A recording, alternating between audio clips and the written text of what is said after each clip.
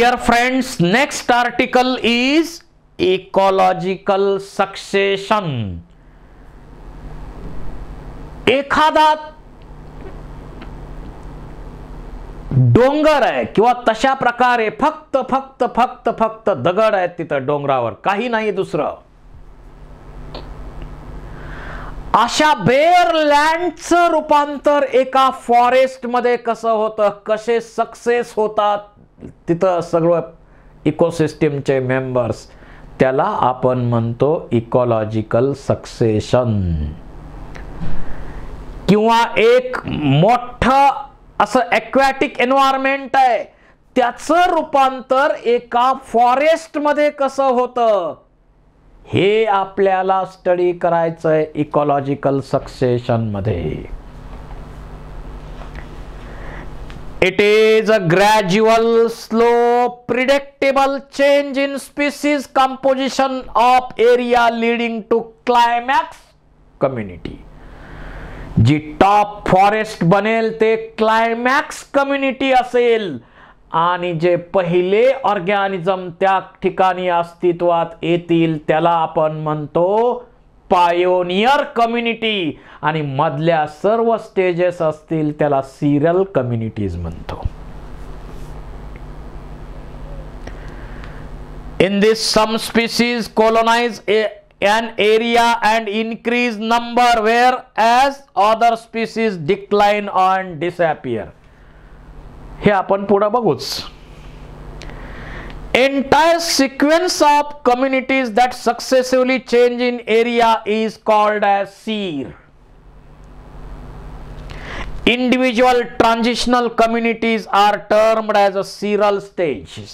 म्हणजे ज्यांनी त्या ठिकाणी सक्सेशनची सुरुवात केलेली असते ते pioneer.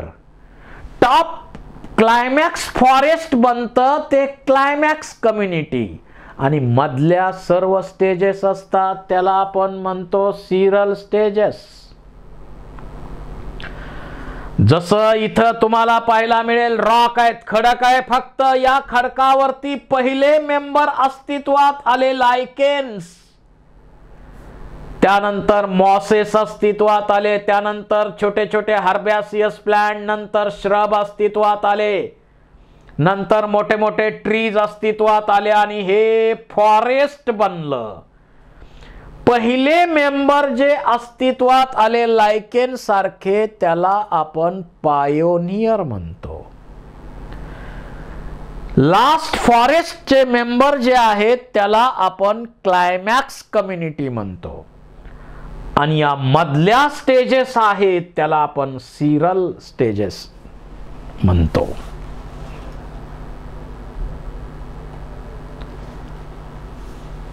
In succession seral stages there is a change in species diversity, increase in number of species and organism, increase in total biomass.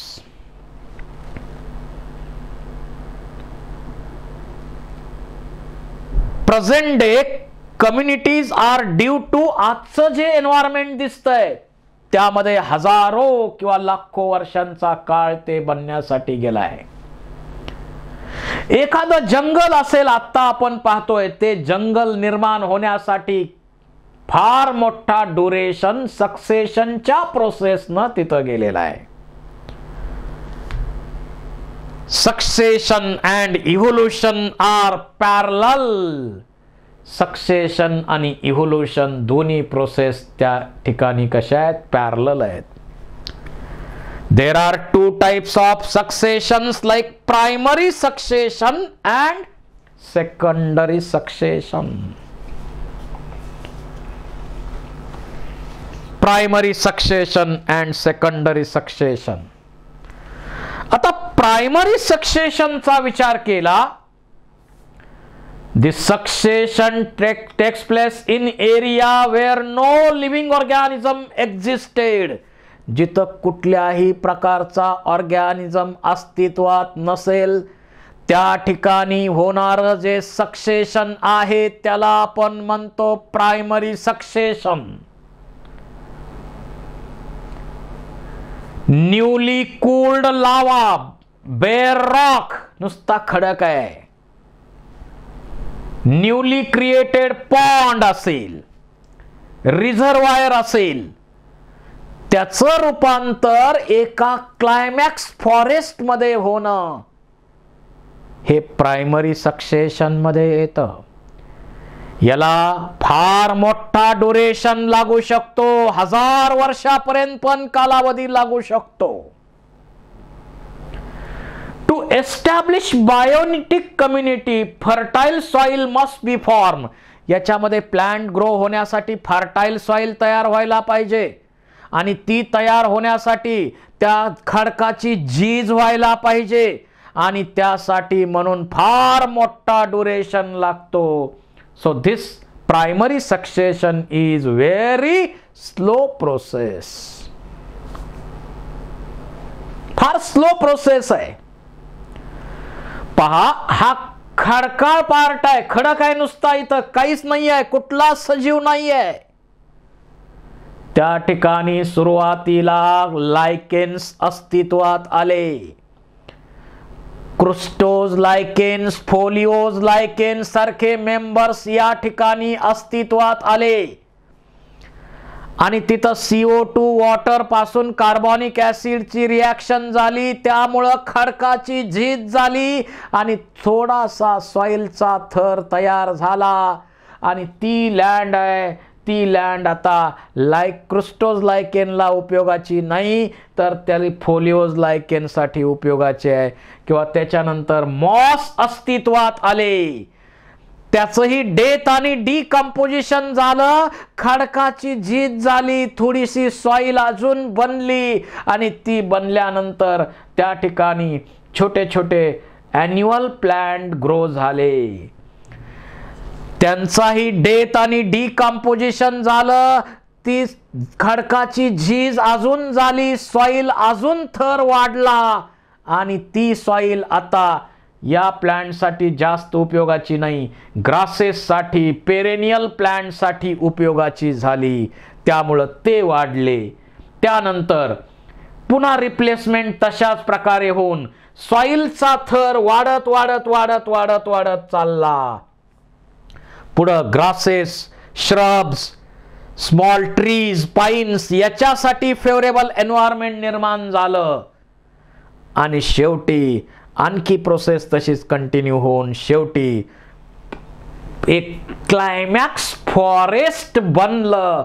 अशा एका खडकाळ भागाचं रूपांतर एका क्लायमॅक्स फॉरेस्ट मध्ये होणं याला आपण म्हणतो हायड्रोसीर. प्रायमरी सक्सेशन असं आहे. पण सेकंडरी सक्सेशन 50 ते 100 वर्षात होऊ शकतं. Succession takes place in area after existed organism lost. समजा फॉरेस्ट फायर निर्माण झाला, फॉरेस्ट फायर, मोठ्या प्रमाणावर फॉरेस्ट फायर इथं आला तर सगळं जंगल नष्ट झालं आणि हे नष्ट झालेलं जंगल आहे त्या ठिकाणी भरपूर सॉइल अवेलेबल आहे का? आहे. मिनरल, आता इथलं फॉरेस्ट सगळं जळून खाक झालं म्हणजे मिनरल पण भरपूर उपलब्ध आहेत, त्यामुळं प्लांट साठी फेवरेबल कंडिशन अवेलेबल आहे आणि त्यामुळं इथं ॲन्युअल प्लांट ग्रो होतात छोटे छोटे, त्याची रिप्लेसमेंट होऊन लगेच ग्रासेस, पेरेनियल प्लांट ग्रो होतात, त्याची रिप्लेसमेंट होऊन पुन्हा ग्रासेस, श्रब, पाईन्स, ओक असे प्लांट ग्रो होतात आणि शेवटी इथं क्लायमॅक्स फॉरेस्ट 100 ते 150 वर्षामध्ये तयार होतं.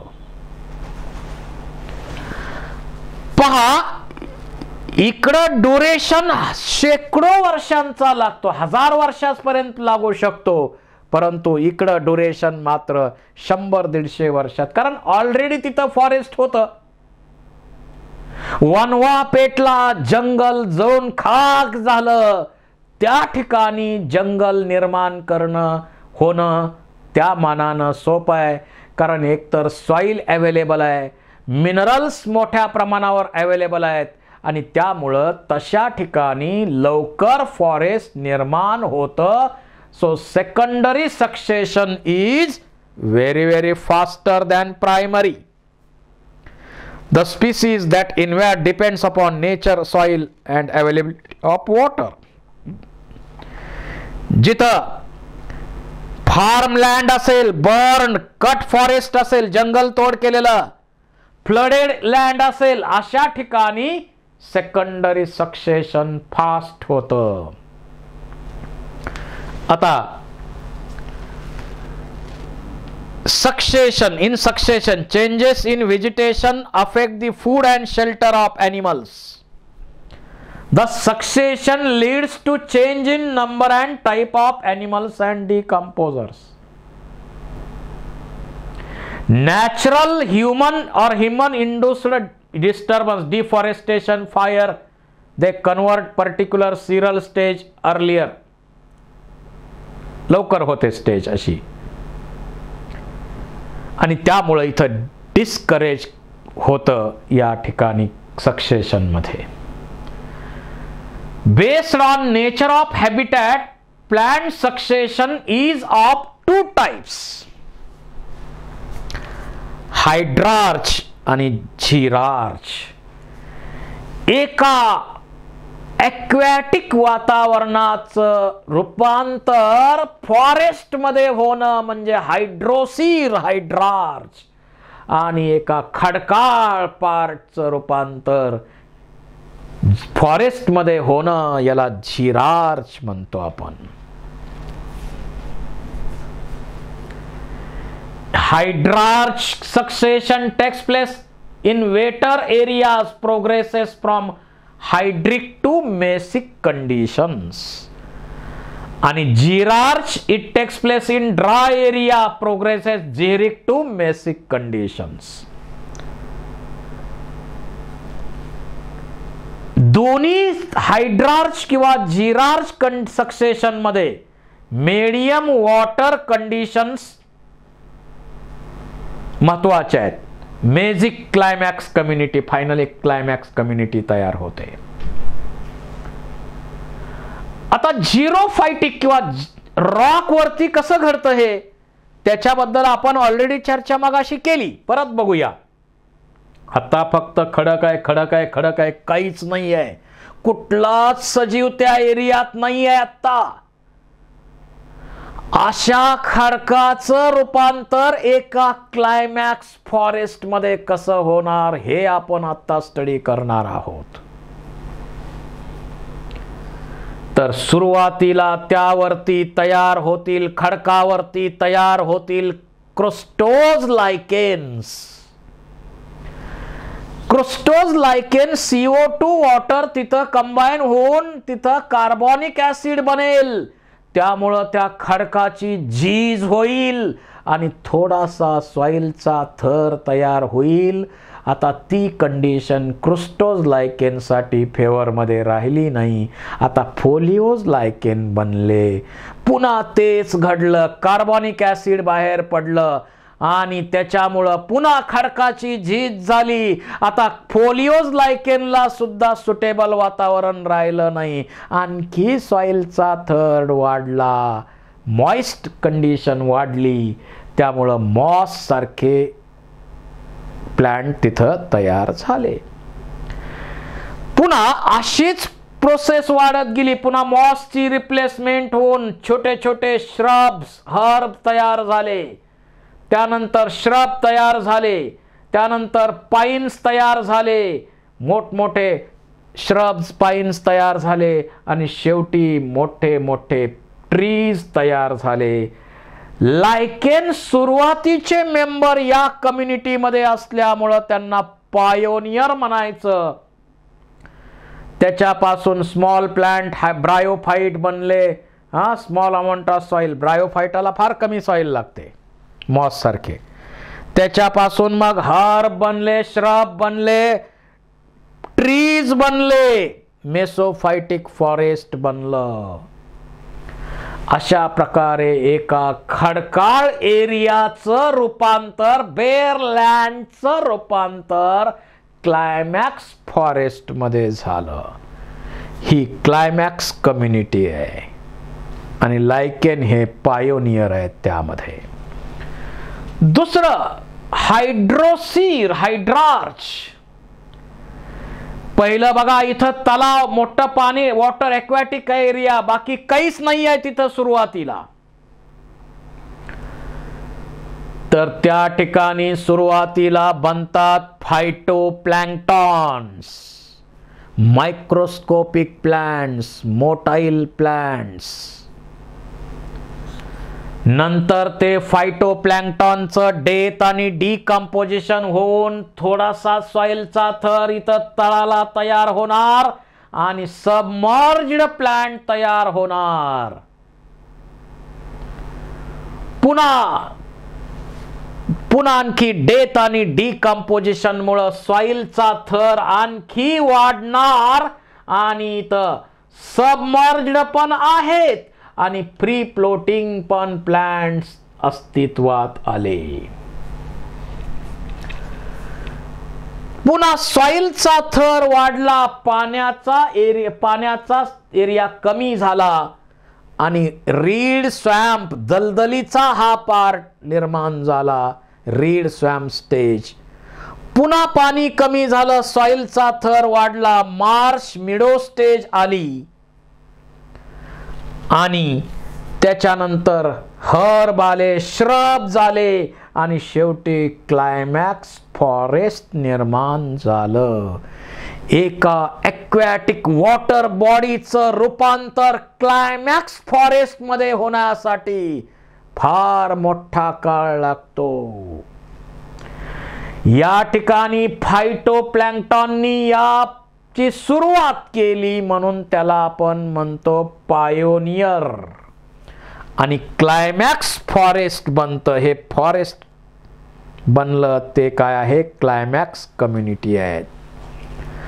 अशा प्रकारे एखाद्या ठिकाणी फॉरेस्ट, आज जिथं जिथं आपण फॉरेस्ट बघतो यापैकी कुठल्या तरी पद्धतीनं ते फॉरेस्ट निर्माण झालेलं आहे.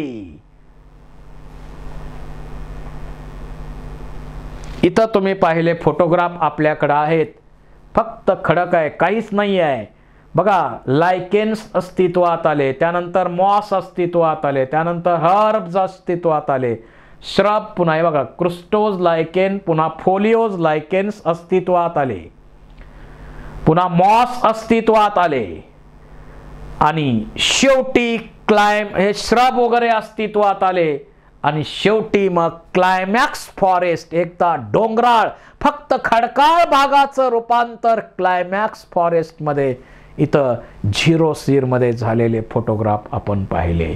दिस इज अ क्लायमॅक्स फॉरेस्ट. काय सुंदर जंगल आहे, जबरदस्त फोटोग्राफ आहेत.